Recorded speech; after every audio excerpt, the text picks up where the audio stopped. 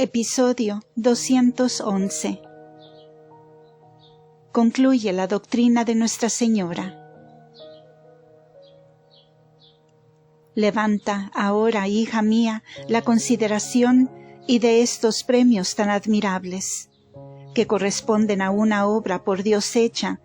Pondera bien cuál será el premio de los santos, que por el amor divino hicieron tan heroicas y magníficas obras, y padecieron tormentos y martirios tan crueles como la Iglesia Santa conoce.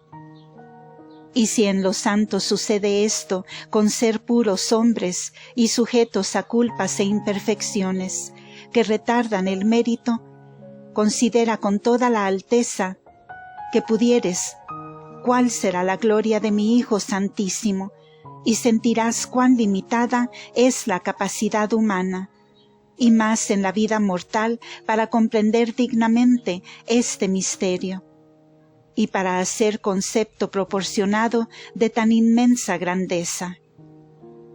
El alma santísima de mi Señor estaba unida sustancialmente a la de la divinidad en su divina persona, y por la unión hipostática era consiguiente que se le comunicase el océano infinito de la misma divinidad, beatificándola como a quien tenía comunicado su mismo ser de Dios, por inefable modo.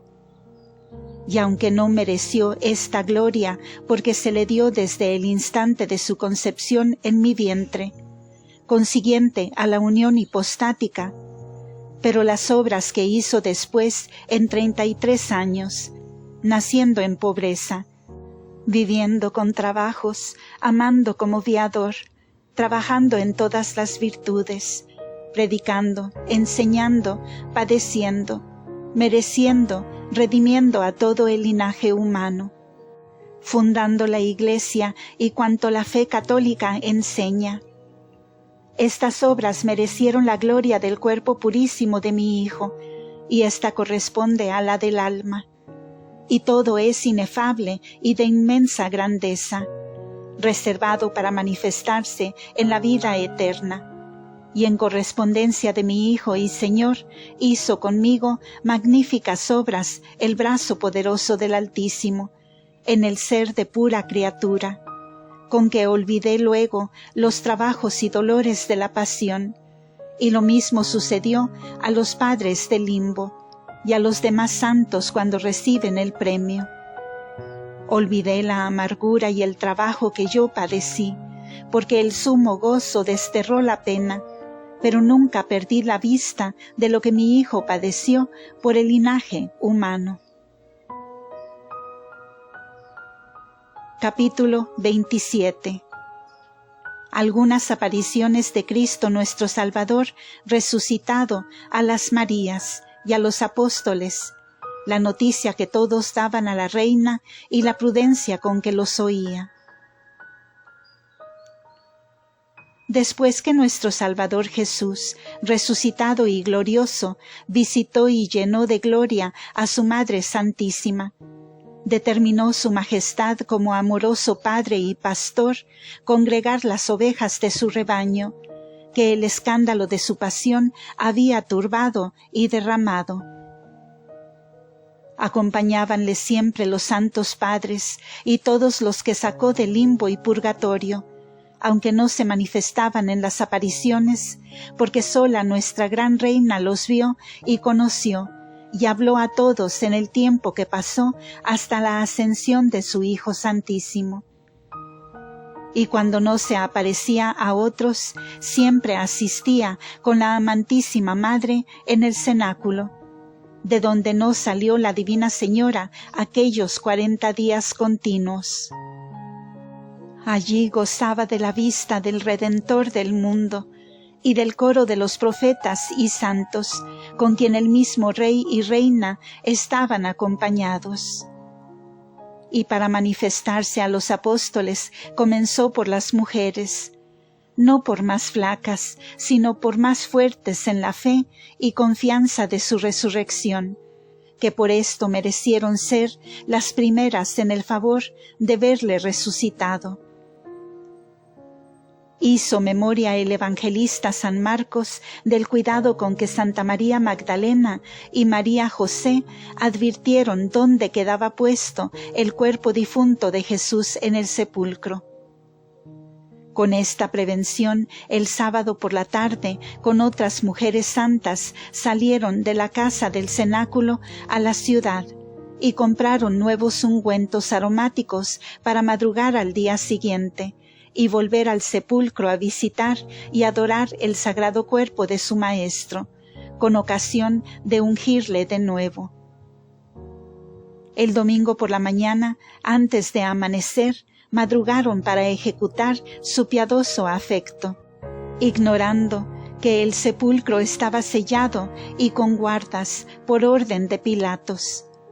Y en el camino dificultaban solamente quién les volvería la gran lápida con que ellas habían advertido que daba cerrado el monumento. Pero el amor las daba esfuerzo para vencer esta dificultad sin saber cómo. Cuando salieron de la casa del cenáculo era de noche, y cuando llegaron al sepulcro había ya amanecido y nacido el sol, porque aquel día se anticipó las 3 horas que se oscureció en la muerte de nuestro Salvador. Y con este milagro se concuerdan los evangelistas San Marcos y San Juan Evangelista, que el uno dice: vieron las Marías salido el sol, y el otro que había tinieblas, porque todo es verdad, que salieron muy de mañana y antes de amanecer, y con la prisa y diligencia del sol las alcanzó cuando llegaban, aunque no se detuvieron en el camino. Era el monumento una pequeña bóveda como cueva, cuya puerta cerraba una grande losa, y dentro tenía a un lado el sepulcro algo levantado del suelo, y en él estuvo el cuerpo de nuestro Salvador.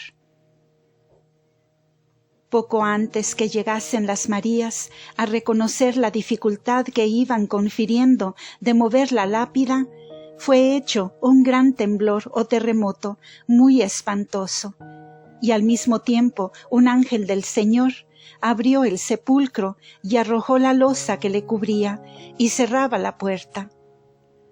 Las guardas del monumento, con este grande estrépito y movimiento de la piedra, cayeron en tierra desmayados del temor que les causó, dejándolos como difuntos, aunque ni vieron al Señor, ni entonces estaba allí su cuerpo, porque ya había resucitado y salido del monumento antes que el ángel quitase la piedra. Las Marías, aunque sintieron algún temor, se animaron y confortándolas el mismo Dios, llegaron y entraron al monumento, y cerca de la puerta vieron al ángel que revolvió la piedra, sentado sobre ella, y su rostro refulgente, los vestidos como la nieve, que las habló y dijo: «No temáis, que sé cómo buscáis a Jesús Nazareno. No está aquí, que ya ha resucitado. Entrad y veréis el lugar donde le pusieron». Entraron las Marías y vieron el sepulcro vacío. Recibieron gran tristeza, porque aún estaban más atentas a su afecto de verle que al testimonio del ángel. Y luego vieron otros 2 asentados a los 2 lados del sepulcro, que las dijeron: «¿Para qué buscáis entre los muertos al que ya está vivo y resucitado? Acordaos que él mismo os dijo en Galilea que había de resucitar el día 3. Id luego y dad noticia a los discípulos y a Pedro que vayan a Galilea, donde le verán».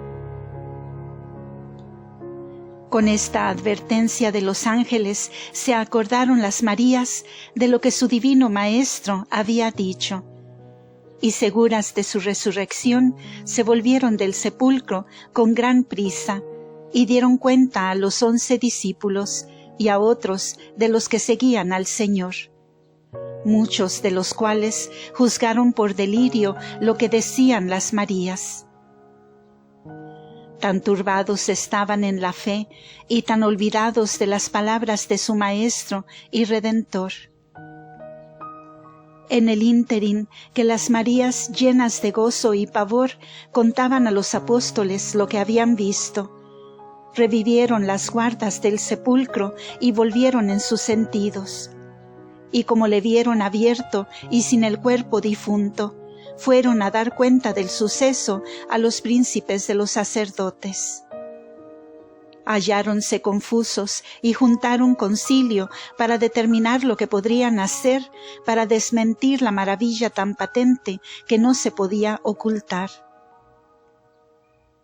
Y acordaron ofrecer a los guardas mucho dinero, con que sobornados dijesen cómo, estando ellos durmiendo, habían venido los discípulos de Jesús y habían hurtado su cuerpo del sepulcro.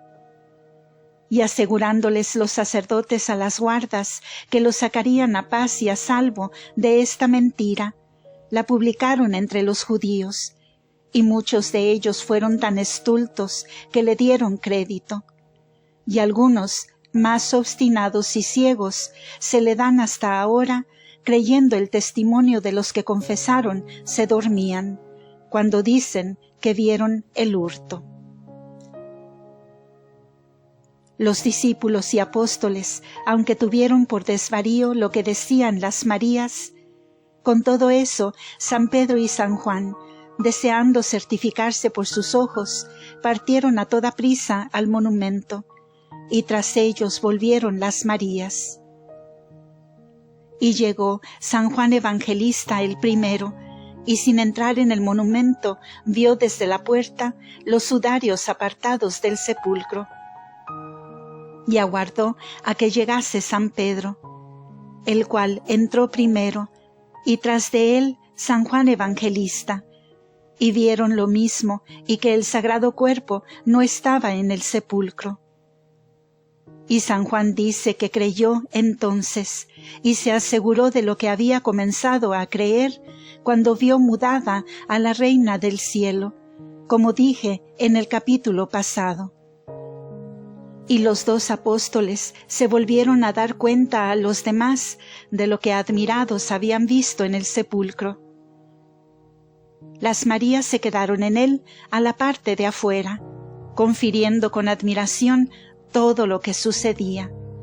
Y Santa María Magdalena, con mayor fervor y lágrimas, volvió a entrar otra vez a reconocer el sepulcro. Y aunque los apóstoles no vieron a los ángeles, viólos Santa María Magdalena, y ellos le preguntaron: «Mujer, ¿por qué lloras?». Respondió María: «Porque me han llevado a mi Señor, y no sé dónde le han puesto». Con esta respuesta salió fuera al huerto donde estaba el sepulcro, y luego topó con el Señor, aunque no le reconoció. Antes le juzgó por hortelano. Y su Majestad le preguntó también: «Mujer, ¿por qué lloras? ¿A quién buscas?». Santa María Magdalena, no reconociendo a Cristo nuestro Señor, le respondió como si fuera hortelano de aquel huerto, y sin más acuerdo, vencida del amor, le dijo: «Señor, si vos le habéis tomado, decidme dónde le tenéis, que yo le volveré y le traeré». Entonces replicó el amantísimo Maestro y la dijo: «María». Y con haberla nombrado, se dejó conocer por la voz.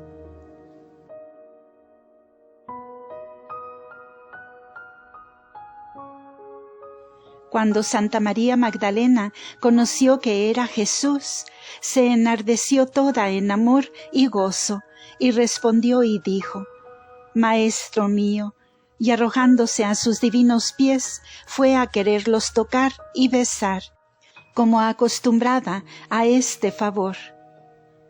Pero el Señor la previno y dijo: «No me toques, porque no he subido a mi Padre, a donde estoy de camino. Vuelve y diles a mis hermanos los apóstoles cómo estoy de paso para mi Padre y suyo». Partió luego Santa María Magdalena llena de consolación y júbilo, y a pequeña distancia alcanzó a las otras Marías.